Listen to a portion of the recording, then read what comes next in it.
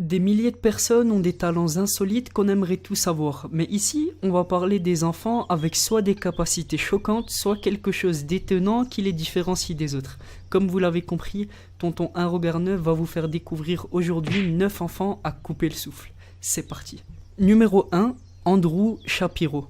Et on commence directement avec Andrew Shapiro, un adolescent qui a 17 ans et qui vient de battre 3 records du monde de traction. Ce jeune s'entraîne pour participer à l'émission Ninja Warrior aux États-Unis et sa motivation principale est son père qui souffre d'un cancer. Andrew s'entraîne donc d'arrache-pied pour réaliser son rêve et je vous assure qu'il est très très fort. Sous l'œil d'un juge du livre des records, il vient tout juste de battre 3 records en 24 heures. Donc pour le premier record, il l'a fait en 6 heures. Andrew a réussi à faire 3515 tractions. Pour le deuxième, en 12 heures, son total était de 5742 tractions. Et le troisième, après 24 heures d'effort, le chiffre de traction était de 7306. Et personnellement, je le trouve vraiment impressionnant et c'est pour ça que je l'ai mis dans ce classement. Numéro 2, Brock Brown. Brock Brown est un adolescent comme les autres, à un petit détail près. Il mesure à 19 ans déjà 2,37 m et il grandit chaque année de 15 cm. Originaire de l'état du Michigan aux États-Unis, Brock mesurait déjà 1,70 m quand il était à la maternelle. La mère de Brock a appris quand il avait 5 ans que son fils était atteint du syndrome de Sotos, une maladie qui provoque une croissance physique excessive, des difficultés d'apprentissage, une pression sur son cœur, une courbure de la colonne vertébrale, etc. etc. Donc, en gros, Brock est malade. Le pauvre. Et je pense que vous vous imaginez, s'acheter des habits pour lui il n'est pas facile. J'ai lu que vu qu'il n'avait aucun habit à sa taille, Brock devait se faire des habits et chaussures sur mesure. Et pour exemple, une paire de chaussettes lui coûterait 18 €. Et ce qui est étonnant, c'est que tous les objets qu'il a à la maison ont été spécialement conçus pour lui. À titre d'exemple, son lit mesure 2,43 m. Et il a aussi une chaise géante qui lui a coûté 1000 €. Moi qui veux toujours grandir en taille, finalement, comparé à lui, je ferais mieux de ne pas me plaindre. Numéro 3, Stephen Wiltshire. Le prochain de ce top, c'est mon coup de cœur et il me choque à chaque fois que j'en entends parler.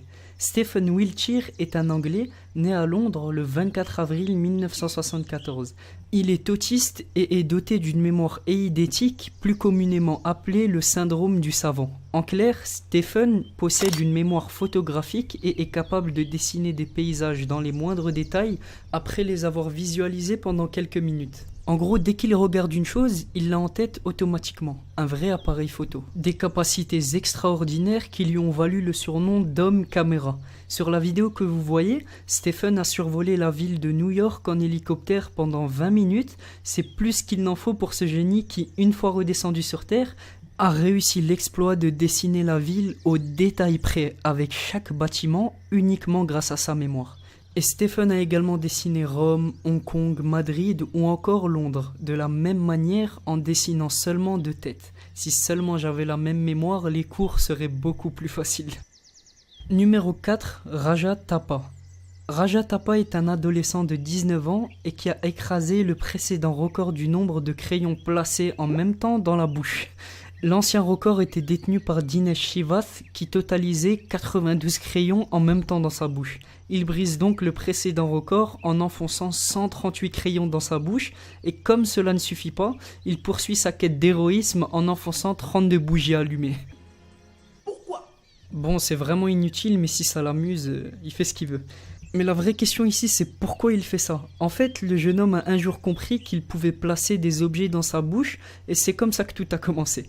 D'autant plus que Raja aime divertir les gens et donc il a décidé d'en faire son métier. Évidemment, il faut le préciser, ce genre de défi est très dangereux et je vous déconseille fortement de tenter de le reproduire. Numéro 5, Tio Satrio. Le prochain est un exemple pour nous tous et une leçon de vie. Est-ce que vous avez déjà essayé de passer une journée sans utiliser une main ? Non ? Pourquoi ? Parce que ça serait trop difficile. Et si c'était votre jambe ou même les deux jambes ? Impossible. Alors maintenant, imaginez avec moi ne pas avoir de main ni de pied et de devoir se déplacer à l'école, dans votre maison, etc.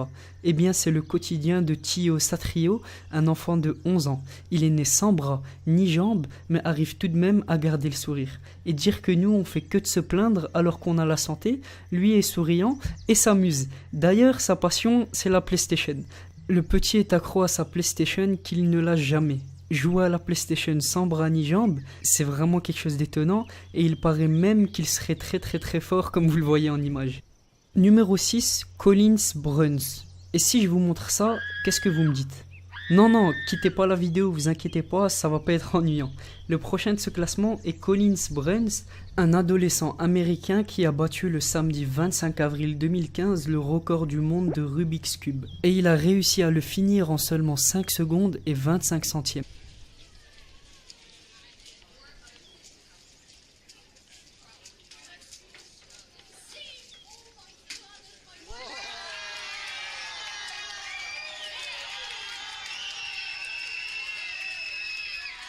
Et dans la vidéo de l'exploit, on voit l'adolescent regarder le Rubik's Cube quelques secondes avant le top départ, puis le reposer et le finir. Une vraie machine de guerre. Numéro 7, Ashik Gavai. Un conseil, ne vous plaignez plus jamais de vos 4 dents de sagesse.